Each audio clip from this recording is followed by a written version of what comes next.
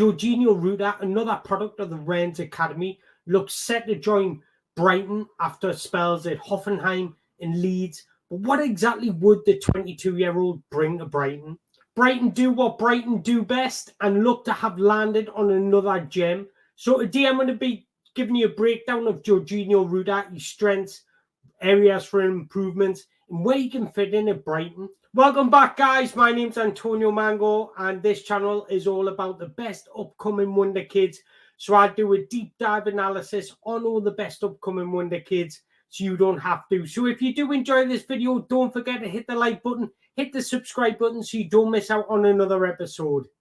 So as always, let's do a quick background on Georginio Rutter. Well, he was born in France. He stands at 6 foot. He was born on the 20th of April 2002, which makes him 22 at the moment. He's a product of the Rennes Academy and joined Rennes Academy in 2017. And it only took him a year to make his debut for Rennes B team, which happened on the 25th of August 2018. Rutter was shown great promise at Rennes, and it was Hoffenheim that secured the signing of Rutter on the 1st of February 2021. Then after establishing himself as one of the biggest prospects in Germany, Leeds United signed Rutter on the 14th of January 2023. After struggling to find his feet in the Premier League in the first season, he then made a name for himself in the Championship. 6 goals and 15 assists in the Championship last season. He's caught the attention of Brighton, who have activated the 40 million release clause. Georginio Rutter's inclusion at Brighton offers greater depth and options in the team. At Leeds, he often featured as an attack midfielder or central lone striker. But at Hoffenheim, they played in a 3-5-2 formation and he was part of the duo up top. This gives Brighton more positional and formation flexibility. Georginio Rutter's got the ability to hybridise the number 10 and number 9 position, if you like. But on the very few occasions, actually 3 each, we've seen him play left wing or right wing. So today we're going to be talking about him in more central areas because I think that's where he will be mostly deployed at Brighton. So as you can see from his heat map, he doesn't have a preference on either side. Rutter's consistently on the move and looking to create space in the channels. This will become extremely evident at Brighton when you've got the wingers combined with the fullbacks looking to exploit the space that Rutter's just created. He's constantly looking to receive the ball to feet, and he's exceptional at finding and making the most of space in advanced areas. Must be particularly difficult to defend against because he makes quick and clever movements to receive the ball. He's capable of spotting space, whether that be dropping deep or just playing on the blind side shoulder. And he's quick and agile enough to move into it at speed. Rutter's constantly on the prowl for space in the opposition's shape. He's always on the move and then has a tendency to drift into new and unexpected positions. Means opposing defenders make it difficult to defend against. With this level of movement and spatial awareness, this needs consistent attention from the opposition. This frees up his teammates. In a fluid system like Brighton, this will be extremely effective. When he's playing up front, he has a tendency to drop deep to receive the ball, dragging his markers out of position. Brighton tend to capitalise on explosive running and making the use of space. And this falls nicely into Rutter's style of play. He has the ability to play on the last man and get in behind, where he's exceptional at receiving the ball on the move. But he's also a fine contributor when he comes in slightly deeper, receives the ball and links up play and creating opportunities for his team. This flexibility and dynamic movement around the pitch aligns with Brighton's style of play. He possesses the skills to float around and create opportunities for his team, and this will benefit the likes of João Pedro or Danny Welbeck when they're playing as that central striker, while Georginio Rutter plays a more supporting role, feeding and receiving from a deeper position. But again, he'll also have the ability to interchange. Let's say it's a João Pedro because he possesses those qualities as well. Georginio Rutter can be the striker during games and interchange with João Pedro. One of Georginio Rutter's biggest strengths is being two-footed. Naturally, you don't actually know what foot he is. Just to emphasise on that, he scored more goals with his right foot, but he's actually been caught on record saying that he's better and more comfortable on his left. This is why he's so comfortable using the right and the left half spaces. So the fact that he's so comfortable at creating separation, it also helps that he's so comfortable being two-footed and extremely comfortable on his weaker foot. He's then able to receive on either foot from different angles. Then getting back to Georginio Rutter's style of play, he's a high volume dribbler. As you can see from his statistics, he sits in the top 1 percentile for dribbles per 90 with 6.75. However, his success rate doesn't look good on the eye with only 45.6. But to me, that isn't actually that bad considering the amount of volume of dribbles he tries per 90. So it's no surprise to see out of his 4.45 shot creating actions per 90, 0.69, which is the most, come after a take on. Georginio Rutter has an uncommon and unique dribbling style when he's looking to beat his marker, and it's only someone with his flexibility and double-footedness can pull off. It's all about manipulating angles and preempting the movement of challengers. Double-footedness and long limbs causes the challenger to be wrong-footed. Then he makes rapid movements with his legs by changing the direction of the ball until he senses that the defender's off balance, and now he's created a new angle to move away. But he's definitely at his most dangerous when there's space afforded to him. As you can see, he likes taking these touch and move, these longer touches before bursting past an opponent.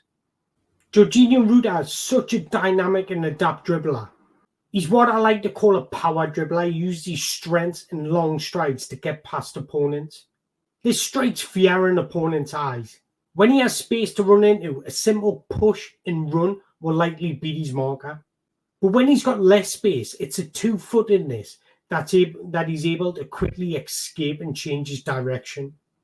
He's extremely dynamic and confident with the ball at his feet, and his penetrative runs will be another dimension of how Brighton can transition through the lines quicker and more effectively. So during the build-up phase, Rutter likes to occupy the positions between the opponent's defensive line and midfield lines. And if a teammate is able to find him between those lines, this is when he's at his most dangerous, because he provides a significant threat to the opposition because of his ability on the ball. Intelligent movement and his fine dribbling skills plays a huge important role in helping his team progress into much more dangerous positions. So his dribbling success rate might deem low, but a player of his quality, it's his bravery and his courage that operates really effective. Georginio Rutter is your type of forward that likes to make a play or progress the ball forward rather than occupying the opposition centre-backs.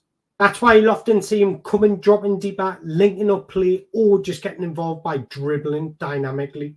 I'm not saying he can't be that focal point because his 6-foot frame is quite big and he's strong as well, so he can pin the opposition fullbacks. But you can tell he doesn't feel comfortable and doesn't feel natural to him. But he's an excellent, powerful two-way dribbler. Not only is he more comfortable on his left foot, he's got the ability to go on his right foot, which makes him extremely unpredictable. Rutter ranks as one of the best creators in the Championship in terms of shot creating actions, averaging 4.45 shot creating actions per 90, which is higher than the average amongst forwards in Europe. As you can see, sitting in the 99th percentile for progressive passes, passes in the penalty area, and passes in the final third, and also key passes, which are an integral part of his game. Georginio Rutter makes a lot of through balls. Again, as you can see, sitting in the top 1 percentile for through balls per 90.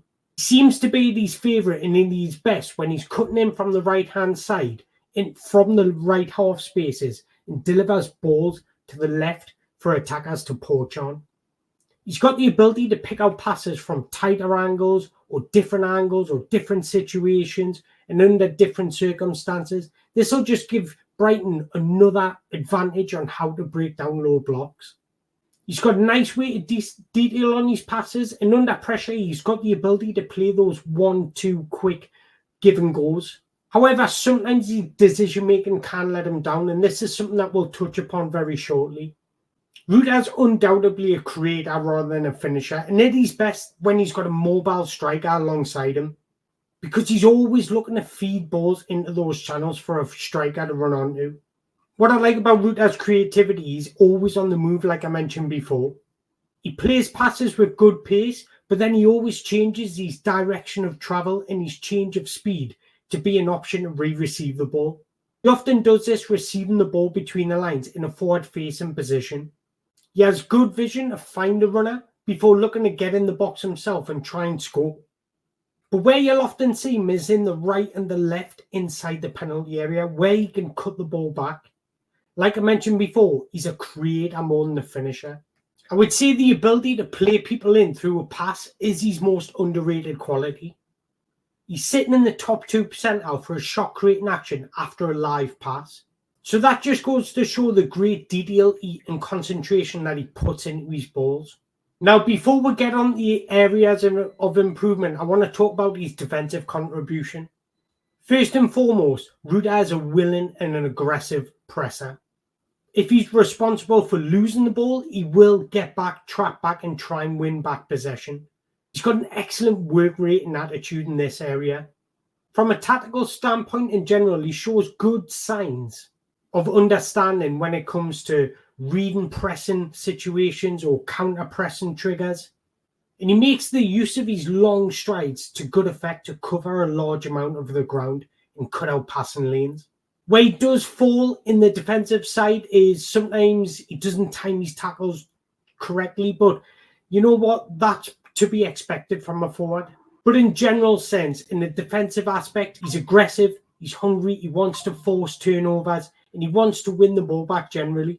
Now let's talk about areas for an improvement. And although the stats don't quantify this and he's not a clinical in-box striker, I've got no concerns about his ball striking ability. He strikes a ball cleanly with power and he generally shows a good sense of nature on how to finish chances. However, there's definitely room for improvement in this department. Rutter averages a reasonable amount of shots per 90 with 2.89, but he's got a low shot on target rate. For me, sometimes he takes his shots too early or too late, or when he's off balance, and this just results in him just not hitting the target. But he's definitely got the signs for potential. He's got the ability to finish on either foot from different angles. So if you can just get him more composed and more alert on when to strike the ball, he's going to have a much more higher success rate. And then finally, when he's in the box, sometimes he is caught flat-footed. He just needs to be a more alert and aware of his surroundings. Another one would be his first touch. Sometimes it can be a bit erratic, especially when he's under a pressure or in tighter areas. In general sense, he's quite good at pinning his opposition back, but he needs to learn how to use his body to more effect and just have more concentration and composure on bringing the ball down, especially from longer balls. Rutter's at his best when he's receiving the ball in behind the striker where he can bring it down on the move. That's when he's more effective and confident. And then lastly, I'm going to combine two into one here. His decision making when dribbling and passing. Sometimes when he's dribbling, he shows too much of the ball to the opposition, therefore forces too much turnover. Sometimes his touch can be a bit too heavy, especially when he's dribbling at full speed. So his decision making on when to do that needs to improve. And that leads us nicely onto his decision making when he's passing and shooting.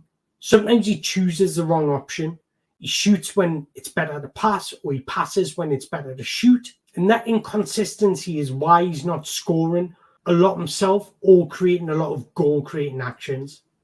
But the positive sign is all those areas for an improvement I've just mentioned can be coached into him and come with natural experience. But I've got no doubt Brighton landing Georginio Rutter is a significant development for the club. His presence will bring a natural flair, a lot of creativity, and a lot of unpredictability in the team's attacks. His ability to take on opponents and beat opponents in one-on-ones, his intelligent passing when he gets it right, and his ability to create overloads everywhere in the final third will just complement their existing talents that they've already got in the squad. This is a huge positive transfer for Brighton. And at only 22, we haven't seen the best of Georginio Rutter yet. So there you go, guys. I hope you've enjoyed this episode. And if you have, don't forget to hit that like button, hit that subscribe button so you don't miss out on another episode. Because I'm sure there'll be plenty more on Brighton with the amount of recruitment that they do. But once again, I just want to say I appreciate your time. Thank you very much for watching.